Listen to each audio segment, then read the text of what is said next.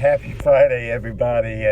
Glad you joined me for Street Church, man. It just blesses me to be able to minister into your life.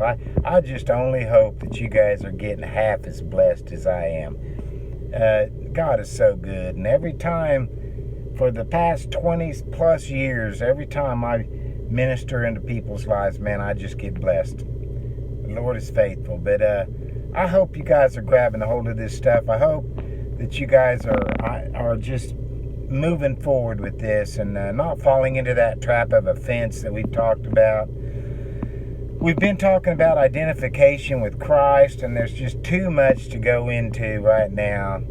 To backtrack over and refresh your memory, just go back to episode 20. That's where we started talking about it. We left off talking about baptism and how baptism is it relates to identification.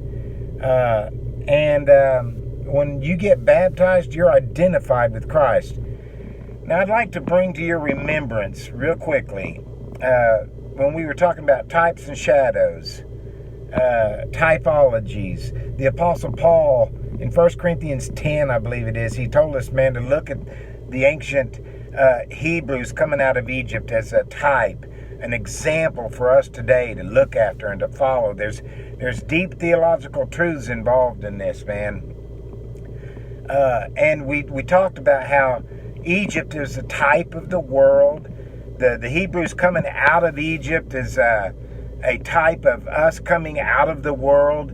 And when they went through the Red Sea, it's a type of water baptism.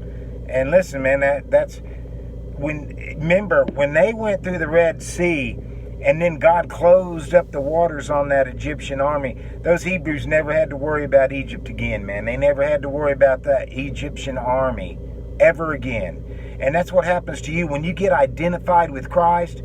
You never have to worry about the devil possessing you again or having a right to identify with you. Now, it doesn't mean he's going to leave you alone. He ain't going to like it. He ain't going to leave you alone. But he has no right, no claim of possession over you. And that's good news, man. That's what baptism does. And then we talked about how they roamed in the wilderness. Remember that? And the wilderness is a type of tests and trials, a trying ground. Now, man, if you get born again and you give your life to Jesus, I guarantee you, you're going to go through some tough stuff. Your faith is going to be put to the test. If that's never happened to you, I question your salvation, man. But there's a purpose in all this, and we'll get into all this maybe in some future episodes. But man, that first generation that came out of Egypt, they all perished in that place. Remember?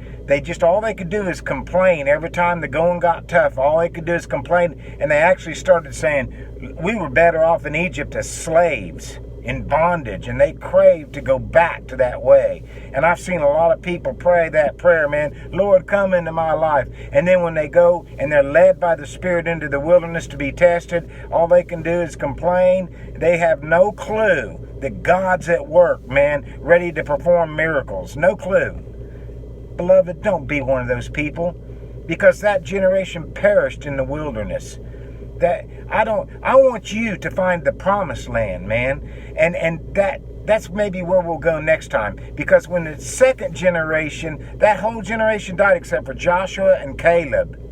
And they were the only ones from that first generation who went into the promised land.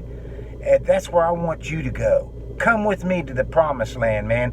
And to do that, you cross another river, the Jordan River, and that's a type of baptism of the Holy Spirit. We'll talk more about that later, man. But I love you.